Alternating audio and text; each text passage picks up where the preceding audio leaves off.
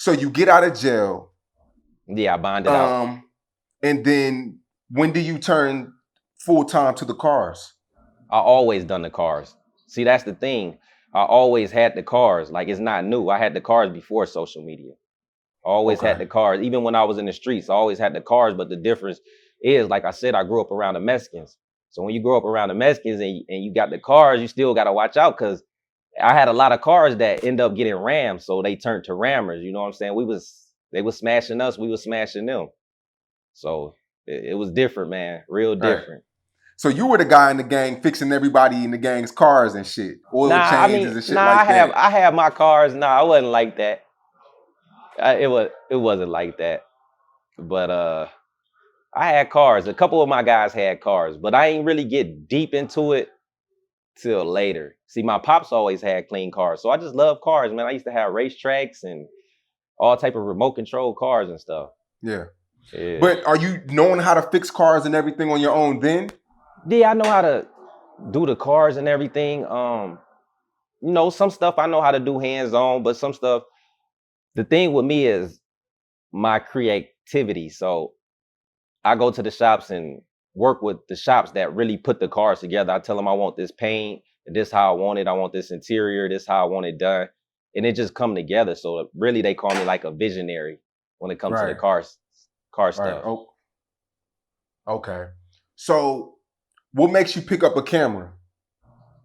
Okay, so I'm gonna tell you the story from the beginning. So I'm on Instagram, and I see this guy, right? He keep liking my pictures and stuff.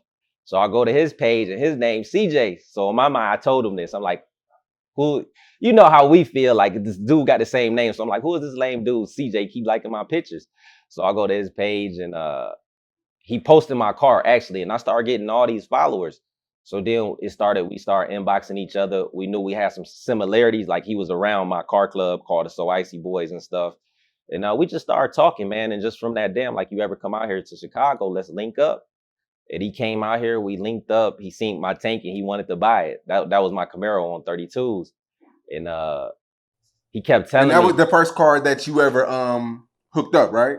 no, that wasn't the first, but that was the first one when social media was popping. I've Right. been doing it. So I've been in the car game probably, like, I had my first car with rims when I was 16. So I've been in the car game like 24 years, something like that. Um, but yeah, once we linked up, he was like, "You need to start a YouTube." I started doing his cars, and he was like, "You need to start a YouTube." And I'm like, "Nah, I already got money. I don't need to do YouTube." So I got to give him much credit, much respect on that, because if it wasn't for him, I would have never started YouTube. Be like, you need to showcase what you do. You got a talent. And I started a YouTube, and I got my first $500 check, and I flew out to Vegas and went to like his mansion. I think that's when he had So Cool Land.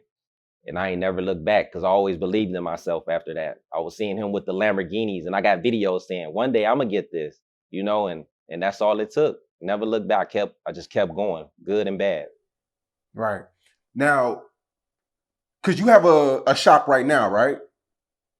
Okay. And when did you get this shop? Was it like when you got out of jail, when you were trying to change your life around, or was this like recent?